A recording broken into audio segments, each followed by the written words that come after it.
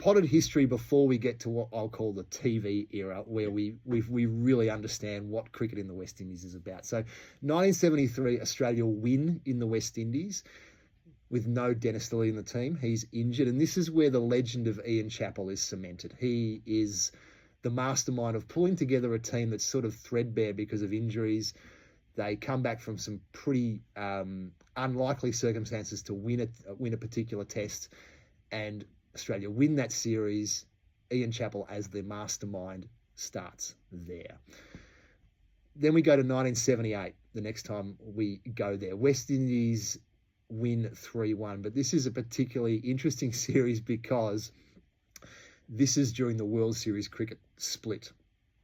Australia do not have World Series cricket players. The West Indies do. They are allowed to play. Halfway through the series, the West Indies board ends up not picking them and says, no, we're not going to pick them anymore. So they kind of win the series, then let go of them. So it's a really controversial series.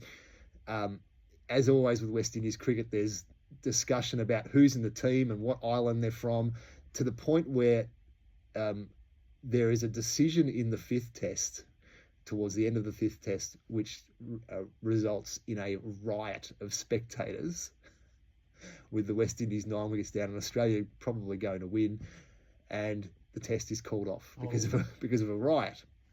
That's interesting, but it gets more interesting. The next year, this is a series that's kind of lost to history.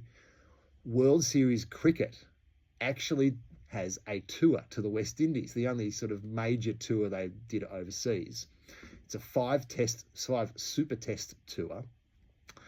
At the time, back in Australia, they were actually, the peace offering was happening. So this was the last play, or the last act of World Series cricket. Australia are playing, the 4th test is delayed by rain. There is a riot because the delay of rain.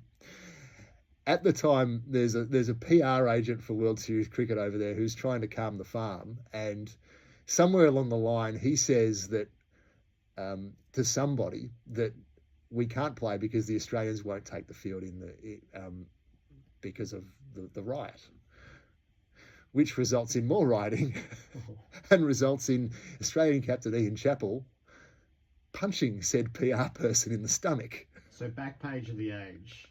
Australian World Series cricket captain Ian Chappell yesterday publicly apologised for punching a Guyanese public relations man in the stomach. It is believed the apology is likely to halt police plans to charge Chappell with assault and indecent language. Now, he is arrested.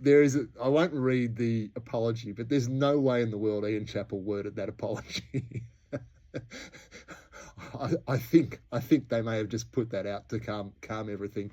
He's arrested. He's not charged. The apology sort of diffuses it.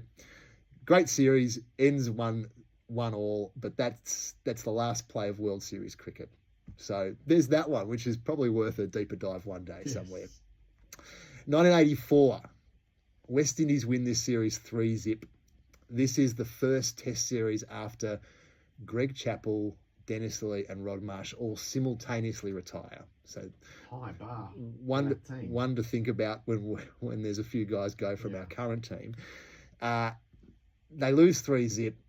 Alan Border single-handedly saves games, scores a 98 not out and 100 in the second test, which is 100 not out, which is universally seen as some of the greatest innings ever played.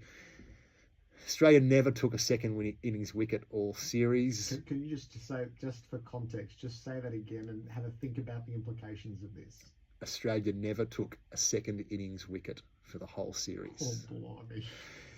This is where Kim Hughes' captaincy strikes early rough waters. There's all sorts of on and off field things going on, which again, maybe for a deep dive another day. But this is the start of the decline of Australian cricket.